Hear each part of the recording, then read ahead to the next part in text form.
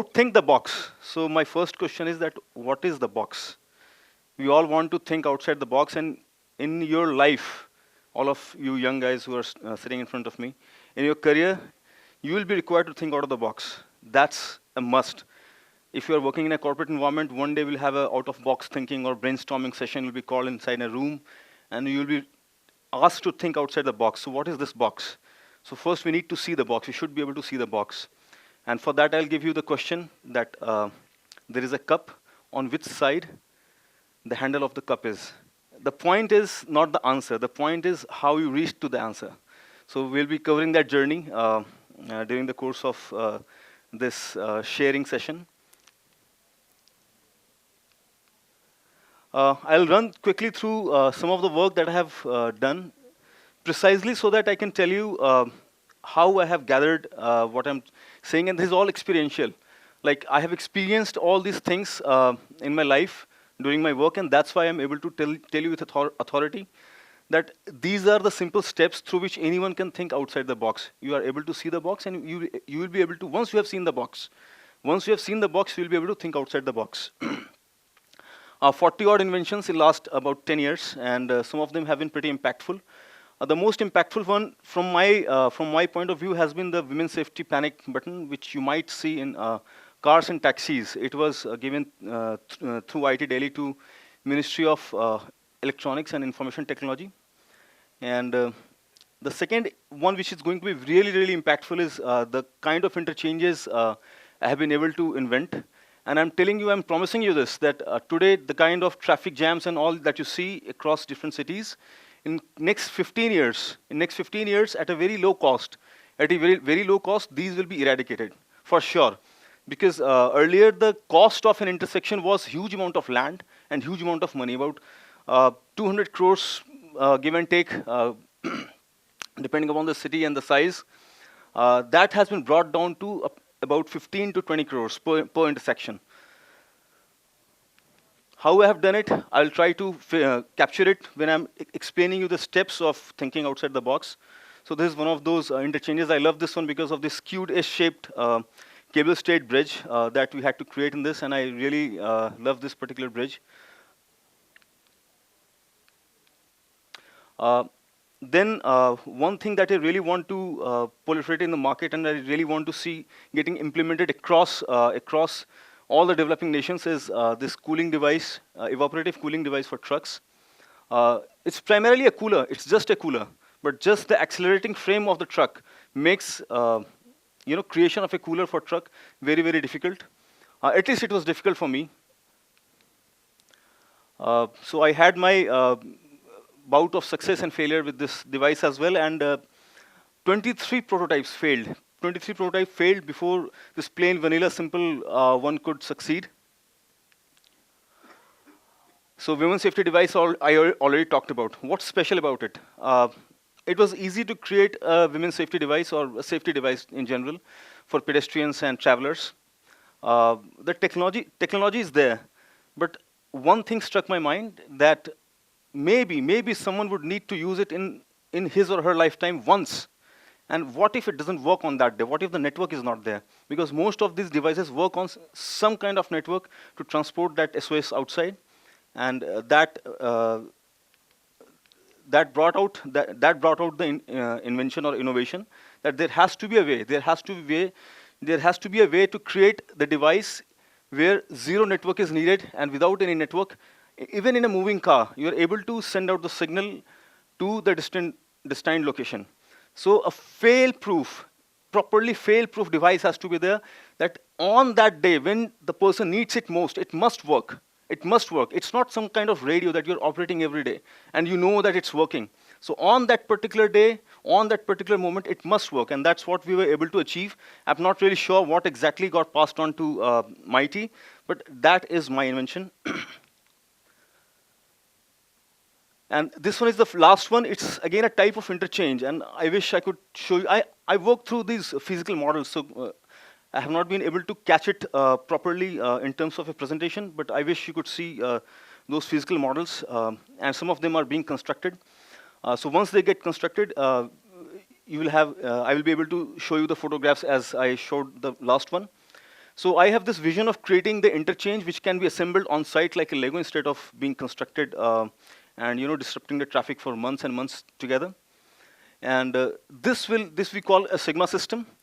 And there is an interesting story regarding this. And we are trying to run the pilot in Canada right now as we speak. Uh, so I went to one of the government offices, and I was trying to present that, sir, we have developed this. And a person comes, and he was some sort of engineer with that department. And he says that, sir, I have a very good solution. We can implement a U-turn on this side and a U-turn on this side. And then traffic will go sut. And that was the moment before the air out of his nostril could hit my nostril. I ran out of there and I stopped directly in Canada. Why I have shared this story is, and why I am having this session with you guys over here is, that proliferation of innovation is a very, very difficult and tedious process. There are so many inventions, there are so many inventors, so many things, novel thinking, lying down wasted in people's mind and in people's pocket. There are so many of them. The reason is that there is a graph called dissipation of innovation graph. It's a very popular, famous graph, and Simon Sinek has made it really, really popular, those who might have seen his video sometime. So what I'm trying to say is that only an innovative mind, only a mind which has tried to do some kind of innovation, who understands the innovation, only 16% of the population, 2.5% are the innovators, and 13.5% are the early adopters. They get a new idea easily because they think through their intuition. Most of us, through the grind of our life and the grind of our profession and the needs and demands of a corporate structure or a government structure or a system in which they are working, they have forgot about their intuitive side of theirs. And all they try to apply is their intellect. IQ has been rated way, way higher. The ability to answer a why, has been rated way higher than an ability to ask a question to yourself, why not? And the ability to answer a question, why not? So this disparity between why and why not has created this kind of paradigm. The people who are able to remain inside the box, be very, very efficient, who are able to answer questions very, very rapidly, are rewarded by the system rather than the people who take their time to think through and come up with a new and novel solution. So that's why this sut. And I swear to God, till the time I find a suitable answer to this sut syndrome, I'm not going to go back to those kind of departments ever again. So that I have a clear way of telling them that why what we're trying to do is different. There is risk associated with it, yes, of course. But is that risk worth taking?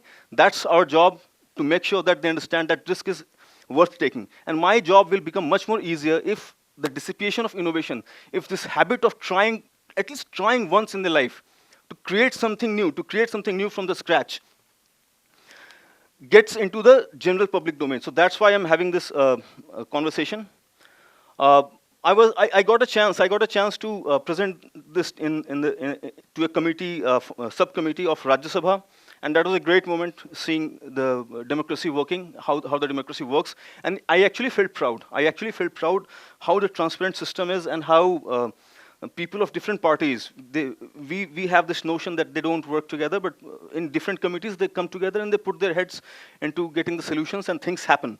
So those things happened. This is a scene inside IIT Delhi where about 31 MPs were supposed to be present. Few of them were present, and we had a chance to present these innovations. The point is not to tell about myself, and I kind of sometimes get uncomfortable in talking about myself, but so I'm coming down to the thing that has been lying with me for a long time. In 2012, I started with my innovation lab, and in first few products, I could realize that marketing an innovative product is a pain in the wrong place. It's a literal pain in the wrong place, because who will give you the time? That the attention span of a general person is about less than a goldfish. The goldfish that you keep in a pot, it's less than that. It's less than 9 seconds. How are you going to tell that this is what we do different and this is what we are all about and blah, blah, blah? No one is going to give you so much of time. And you have already spent all your money on the innovation. Innovation is a very inefficient process. It can never be efficient process. It's a very inefficient process. Most of your prototypes fail initially. Most of your ideas that you're in your head, they fail. And then you start working on each of the reasons for the failure. And then you come up with the final solution. By that time, you have already run down all your resources, and then you have to make all the public at large understand that why they need to buy in your idea.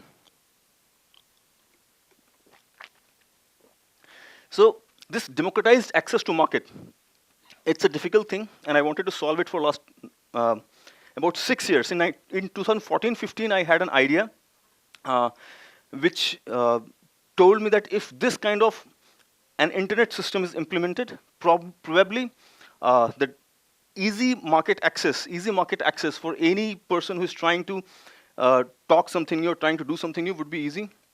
And uh, we kept trying, and till 2020, we kept failing at that. In 2020, we were able to create a personal internet fidelity, a decentralized system of internet access, and that's what I'm working currently.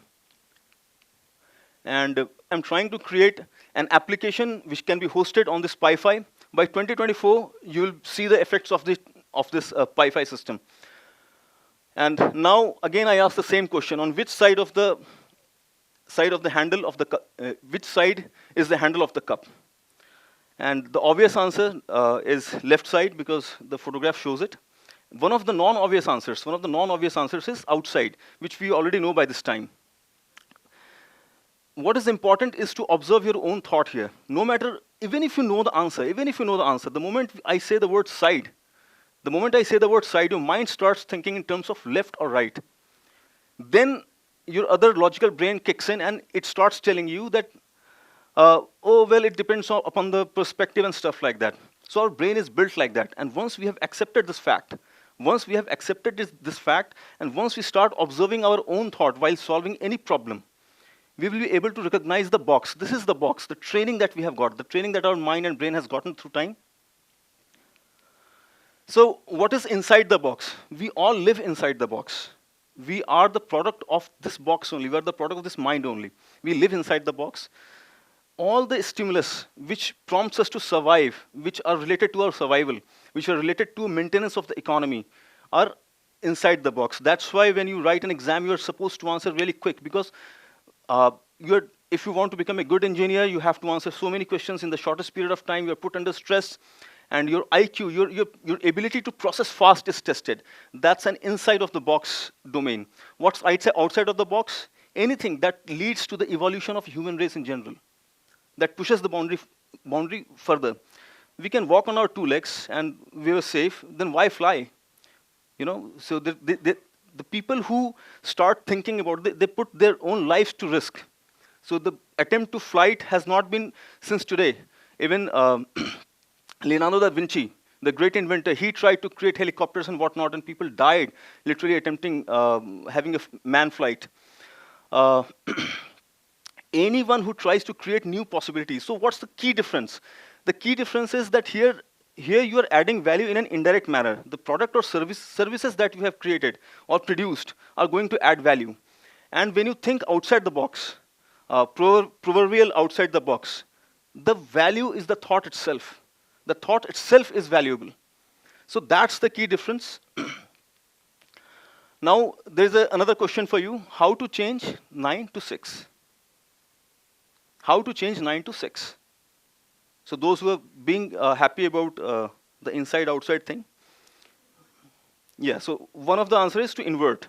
What other possibilities you can have?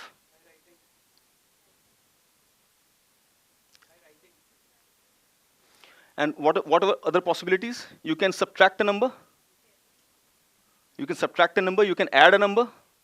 You can even multiply a number or divide a number. So there are mathematical possibilities. There are figurative possibilities. You can double mirror it. You can mirror it twice. You can mirror the 9 twice. And then there is another possibility, which is this. Right? So what happens is, just using these trick questions, what I'm trying to tell you is, when I said convert 9 to 6, all the thoughts about 6 that came into your mind, we are restricted mostly. For those who know about it, it's a different issue, or those who are able to reach. But the journey, how you reach to this point, is that what our mind does, there's something called inertia of thought. It builds up an inertia. It builds up an inertia around the way you have perceived that particular problem. So when I say 6, you are constantly thinking in terms of a numerical 6. No one thinks about a Roman 6, even though we have watches on which the 6 is written these terms, and we keep encountering this. So that's what we call. Now think of a duster, water wipes, dust or water wipes. This is the example I'm going to give about these kind of things come in mind. And how many of people would think about a car wiper? It is just a simple plain edge. So when we are thinking about certain aspects, we are programmed by our society, by our surrounding, by the things through which we interact. We are programmed to think in that manner only. Only if you start breaking this inertia of thought, this inertia of perception, then only you will be able to innovate. So I was able to break this inertia of thought successfully in the case of Zero, which was a mobile laptop screen cleaning device, could clean any screen just with water, very little amount of water. Now coming back to the exact inside-outside box situation. So there are these 9 dots. We all have seen. You might have solved this puzzle when we were young. Has anyone? No, this is not a Rubik's cube. You have to connect all the dots using the minimum number of lines without lifting the pen, without overwriting, right? So this was a popular problem when I was growing up. Growing up.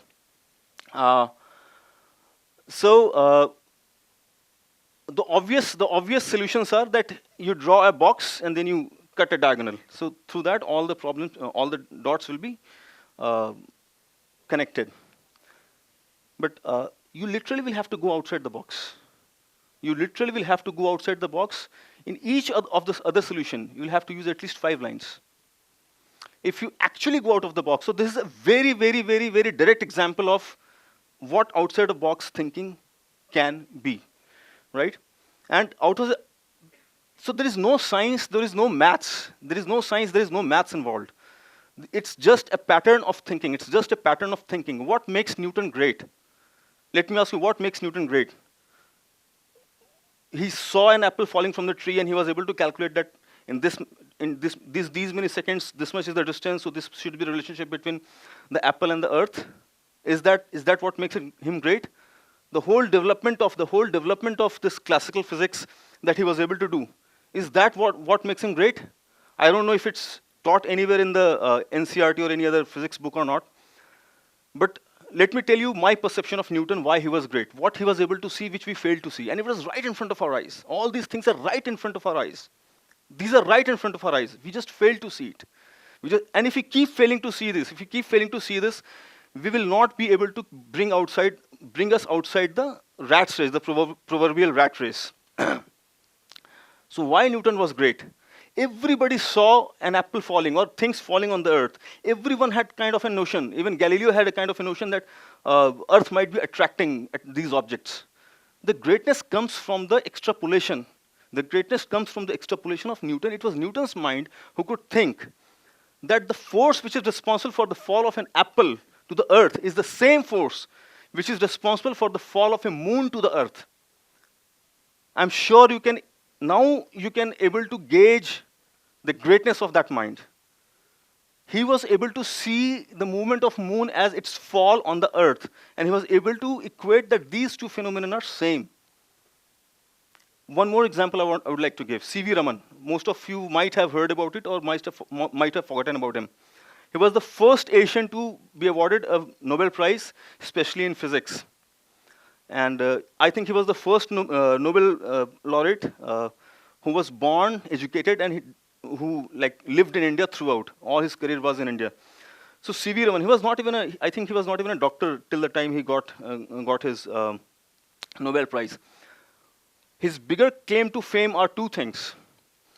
C.V. Raman created this. He was more into acoustics. He was more into the signal, these sound systems, not these electronic system, how the sound works. He was not into optics, and he received a Nobel Prize for optics. The color of the sea is blue. It's a known phenomenon. The color of the sea is blue is a known phenomenon. It's absolutely known phenomenon. And across the world, it was accepted That's because the water reflects the color of the sky. Yet he had the guts, he had the audacity to think about on one of his voyage that it may not be true. It may not be true. And he proposed that it's not because the ocean is reflecting the sky. It's because of the molecular nature of the water and the solutes present in the ocean. Ocean is getting its color. And that's called the Raman effect. It's called his effect has been used to fingerprint the universe. People immediately realize the importance of this particular thing. At that point of time, no device was created out of it. C.V. Raman invented this particular phenomenon, discovered this particular phenomenon in 1928, and he was so sure that he'll get the Nobel Prize. He booked his tickets. He booked his tickets for Sweden well in advance of announcement of that particular prize being awarded to him. No one has ever gotten Nobel Prize within 2 years of the discovery. No one. I think Einstein got in 1920 for his photoelectric effect. Photoelectric effect he discovered in 1905 after 15 years. He never got any Nobel Prize for his general theory of relativity. Many people think that the space-time was discovered by Einstein, but it was discovered by Minkowski. Einstein added a curve to the space, another dimension to the space. All I'm trying to say is that all these things are very obvious. These discoveries, these innovations that we do, if you don't do, then you will feel the heat of rat race. The only way to get out of this rat race and the only way to push the human race forward is to think creatively, is to think outside the box, is to see things differently, is to think different. And that was my time. Thank you so much.